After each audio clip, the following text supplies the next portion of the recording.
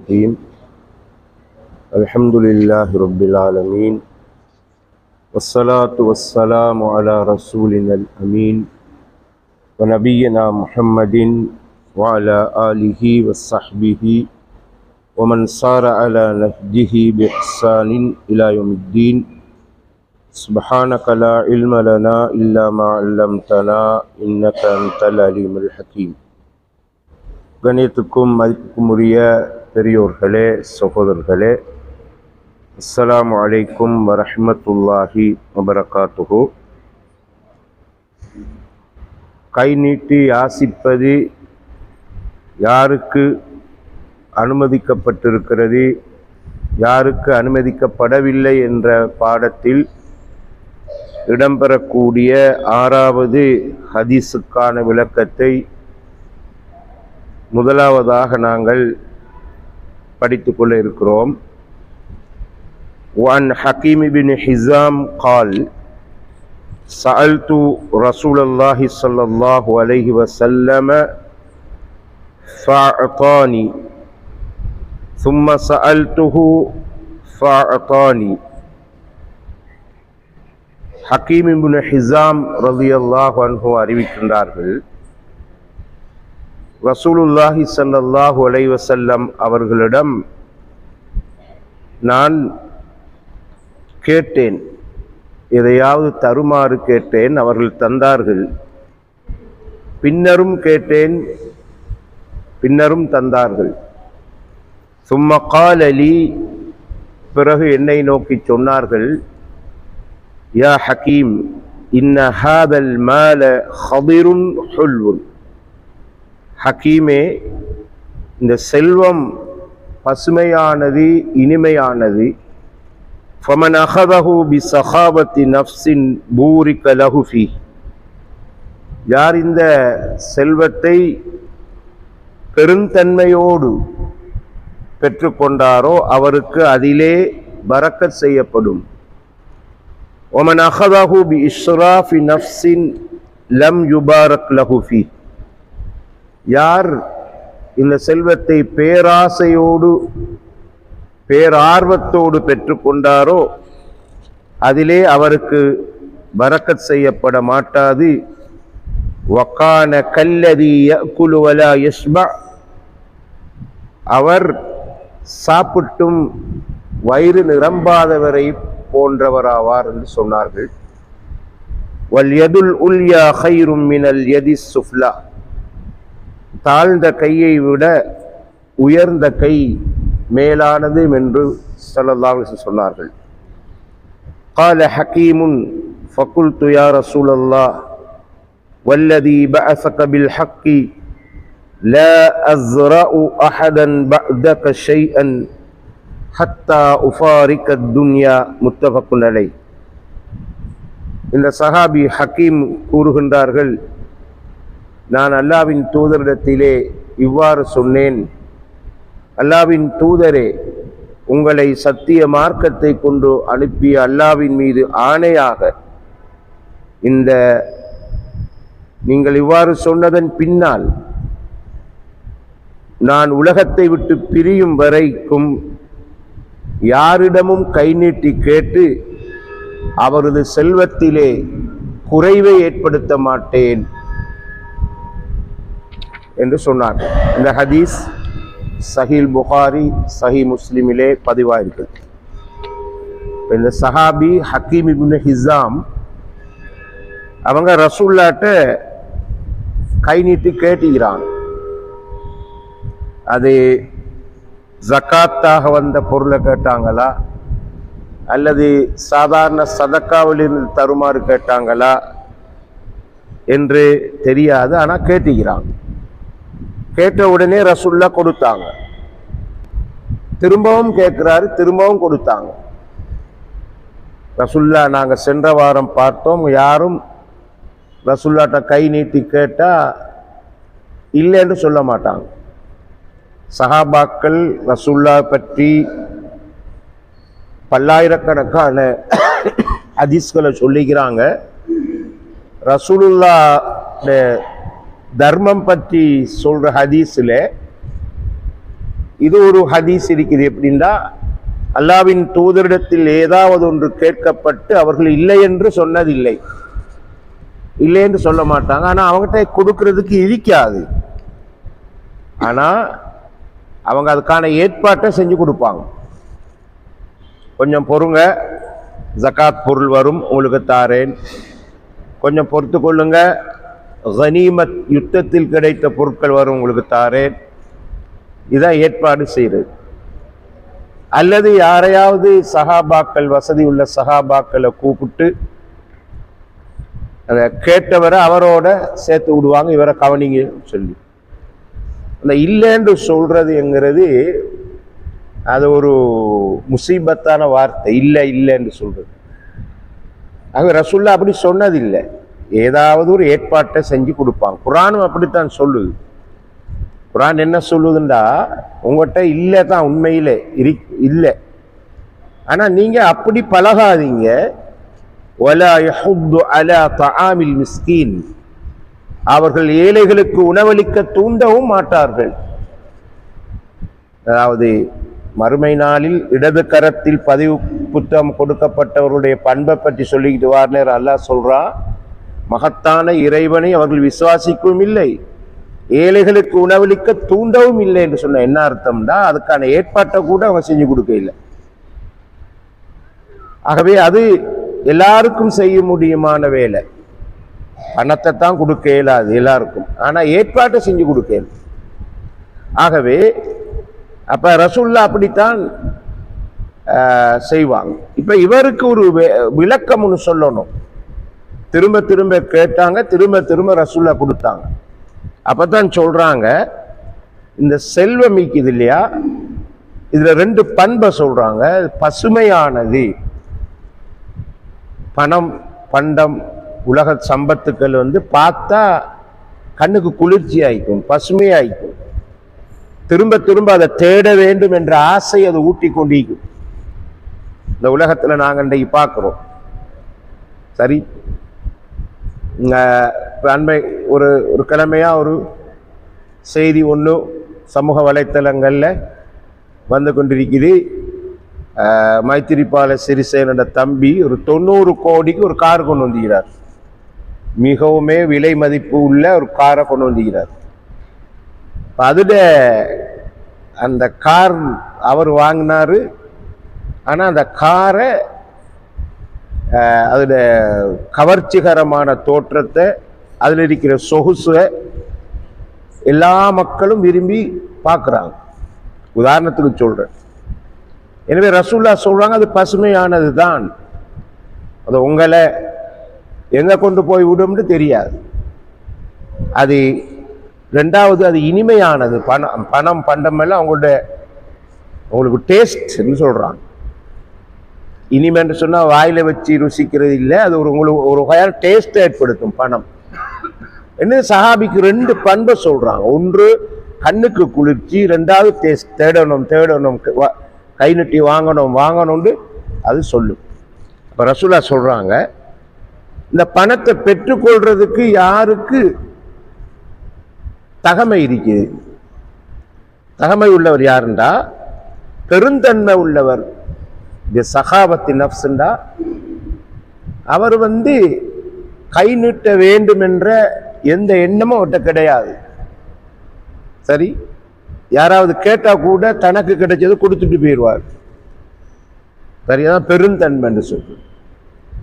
பேராசை இல்லை, எனக்கும் தரணுமே, தரமாட்டாங்களா, அவங்களுக்கு கொடுத்திக்கிறாங்களே, ஏன் எனக்கும் தரத்தானே வேணும், அப்படி ஒரு ஆசை இல்லாத நிலையிலே ஒரு ஆளுக்கு யாராவது கொடுத்தா அதை வாங்கணும்.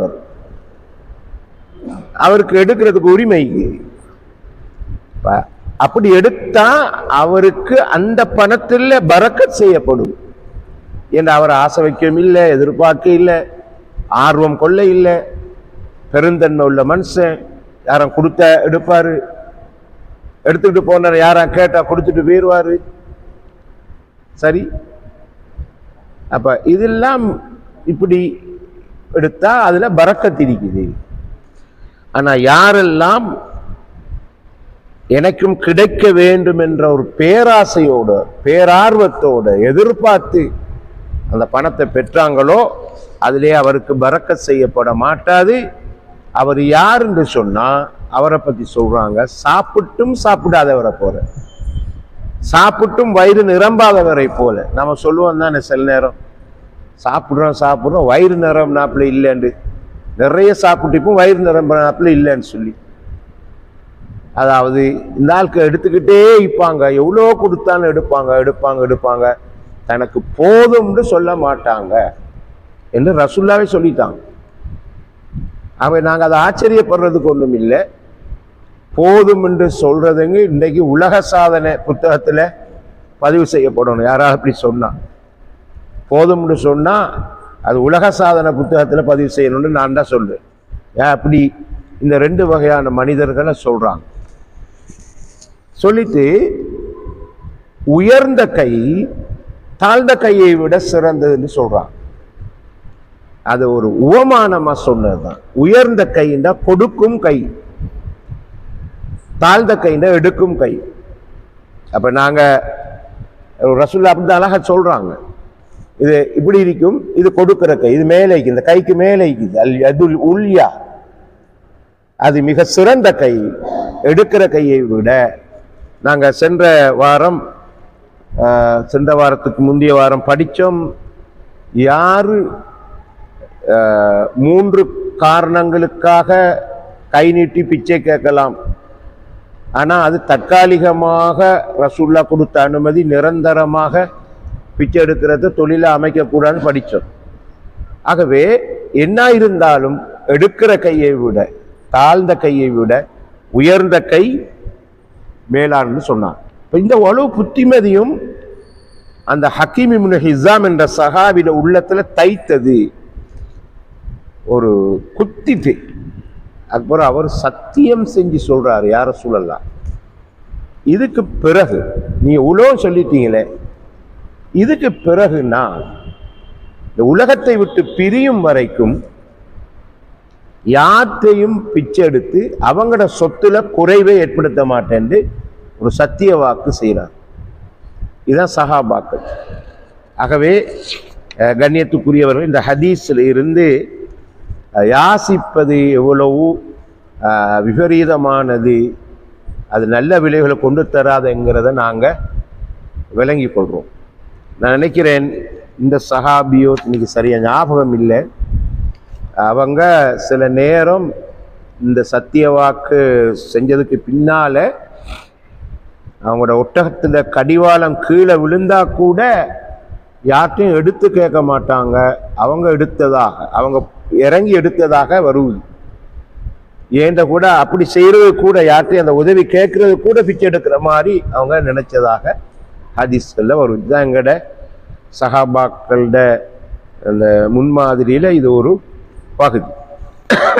وعن ابن عمر أن رسول الله صلى الله عليه وسلم قال وهو على المنبر وهو يذكر الصدقة والتعفف عن المسألة. இப்னு உமர் ரலியல்லாஹு அன்ஹு சொல்றாங்க, அல்லாஹ்வுடைய தூதர் ஸல்லல்லாஹு அலைஹி வஸல்லம் மிம்பரின் மீது மிம்பர்ல இருந்து கொண்டு சதக்காவை பற்றி குறிப்பிடுகிறார்கள், தர்ம செய்ததை பற்றி சொல்றாங்க. அது மட்டுமில்ல, கை நீட்டி பிச்சை கேட்காமல் ஒருவர் தனது சுயமரியாதையை பாதுகாத்துக் கொள்வது பற்றியும் சொல்கிறார்கள். சதக்காட சிறப்பை சொல்றாங்க, கை நீட்டி பிச்சை கேட்காம தந்த கௌரவத்தை பாதுகாத்துக் கொள்வது பற்றியும் சொல்றாங்க. எப்படி? நாங்க ஏற்கனவே பார்த்த ஹதீஸ், அல் யதுல் உல்யா ஹைரும் மினல் யதிஸ் சுஃப்லா, தாழ்ந்த கையை விட உயர்ந்த கை மேலானது. வல் யதுல் உல்யா ஹியல் முன்ஃபிகா, உயர்ந்த கை என்பது அல்லாஹ்வின் பாதையில் செலவழிக்கின்ற கை. வல் யது சுஃப்லா ஹிய ஸாயிலா முத்தஃபக்குன் அலைஹ், தாழ்ந்த கை என்பது கை நீட்டி வாங்கக்கூடிய, பிச்சை கேட்கக்கூடிய கை என்று ஸல்லல்லாஹு அலைஹி வஸல்லம் சொன்னாங்க. وعن أبي سعيد الخدري رضي الله عنه قال, அபூ சயீத் அல் குத்ரி அறிவிக்கிறாங்க, இன்ன உனாசன் மினல் அன்சார், அன்சாரின்களில் சில மனிதர்கள் சஅலு ரசூலுல்லாஹி ஸல்லல்லாஹு அலைஹி வஸல்லம், ரசூலுல்லாஹ்ட்ட யாசகம் கேட்டார்கள். ஃபஅஅதாஹும், ரசூலுல்லாஹ் அவங்களுக்கு கொடுத்தார்கள். சும்ம சஅலூஹு ஃபஅஅதாஹும், பிறகும் கேட்டார்கள், பிறகும் கொடுத்தார்கள். ஹத்தா நஃபித மா இந்தஹு, அல்லாஹ்வுடைய தூதரிடத்திலே இருந்தவை முடிகின்ற அளவுக்கு முடிஞ்சிச்சு. கொடுத்து கொடுத்து முடிஞ்சிட்டு, கேட்டுக்கிட்டே இருக்கிறாங்க, கொடுத்துக்கிட்டே இருந்தாங்க, முடிஞ்சிச்சு. பிறகு சொன்னாங்க, மா யகுனு இந்தி மின் ஹைரின் ஃபலன் அத்தஹிருஹு அன்கும், என்னிடத்திலே எந்த செல்வம் இருந்தாலும் உங்களுக்கு தராமல் நான் சேமித்து வைக்க மாட்டேன். சரி, நீங்க அடிக்கடி கேட்குறீங்க, நான் சொத்தை மறைச்சு வைக்கிற ஆள் இல்லை, சேமித்து வைக்கிற ஆள் இல்லை, உங்களுக்கு கொடுக்காமல் நான் சேமித்து வைக்கக்கூடியவன் அல்ல.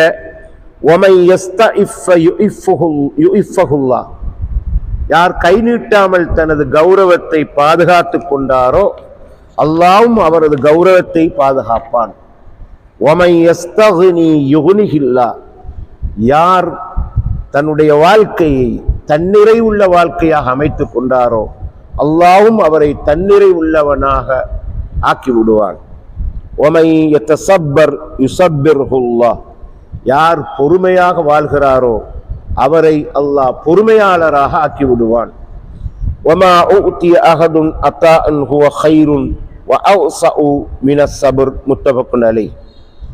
ஒருவருக்கு கொடுக்கப்பட்டவற்றில் மிக சிறந்ததும் மிகவுமே விசாலமானதுமான கொடை என்னவென்றால் பொறுமைத்தான். பொறுமையை தவிர வேறொரு சிறந்த கொடையும் அல்ல, பெரிய கொடையும் அல்ல என்று சொன்னாங்க ஸல்லல்லாஹு அலைஹி வஸல்லம். இந்த ஹதீஸ் புகாரி முஸ்லிமில் பதிவாயிருக்கு. கண்ணியத்துக்குரியவர்களே, அப்ப இதுல ஏற்கனவே நாங்க பார்த்த ஒரு சஹாபி கேட்டாங்க, கேட்க கேட்க திரும்ப கொடுத்தாங்க. இந்த அன்சாரின்கள்ல சிலர் கேட்கிறாங்க. அன்சாரின்கள் முஹாஜிரின்களுக்கு உதவி செஞ்சார்கள். ஹிஜ்ரத்தின் பொழுது நாங்க படிச்சுக்கிறோம். தங்களுக்கு தேவை இருந்தா கூட அந்த தேவையை பின்னால வச்சுட்டு முஹாஜிரின்களுக்கு உள்ள தேவையை நிறைவேற்றி கொடுக்கக்கூடிய ஆட்கள் சூரத்துல் ஹஷ்ர்ல அல்லாஹ் சொல்றான். யுஹிப்பூன மன் ஹாஜர இலைஹி, தங்களை நோக்கி ஹிஜ்ரத் செய்து வந்த மக்களை விரும்புவார்கள், தங்களை விட அவர்களை மேலாக கருதுவார்கள் என்றெல்லாம் சொல்லிக்கிறான். ஆனாலும் அந்த அன்சாரின்களுக்கும் ஒரு தேவை வந்திக்குது, கஷ்டம் வந்திக்குது. அப்ப இதுல என்ன விளங்குதுண்டா, ஒரு மனுஷன் எல்லா காலத்திலும் ஒரே தரத்தில் இருக்க மாட்டான். அவனோட பொருளாதார தரத்தில் எழுச்சியும் வீழ்ச்சியும் இருக்குது. அவன் கேட்க வேண்டியும் வரும். சரி, கஷ்டத்தால மனுஷன் கேட்கறது தான். அப்ப இப்படி கேட்ட நேரம் தான் ரசூலுல்லாஹ் சொல்றாங்க, கொடுத்து கொடுத்து கொடுத்து முடிஞ்சிச்சு, கொடுக்கறதுக்கு ஒன்றும் இல்லை ரசூலுல்லாஹ். அப்பவும் பாருங்க, நான் சொன்னேன் இல்லையா, என்கிட்ட இல்லப்பான்னு கூட சொன்னேன். இல்லைன்ற வார்த்தையை சொல்லாம அந்த மக்களுடைய மனப்பாங்க ஒழுங்குபடுத்துறாங்க. எப்படி சொல்றாங்கண்டா, என்ன நீங்க எப்படி நீங்க விலையும் கொள்ளணுமோ, நான் என்னட்ட இருந்தா நான் தருவேன், தராம நான் சேமிச்சு வைக்கிறாள் இல்லை. ஒரு சம்பவம் ஒன்று பதிவாகிக்குது.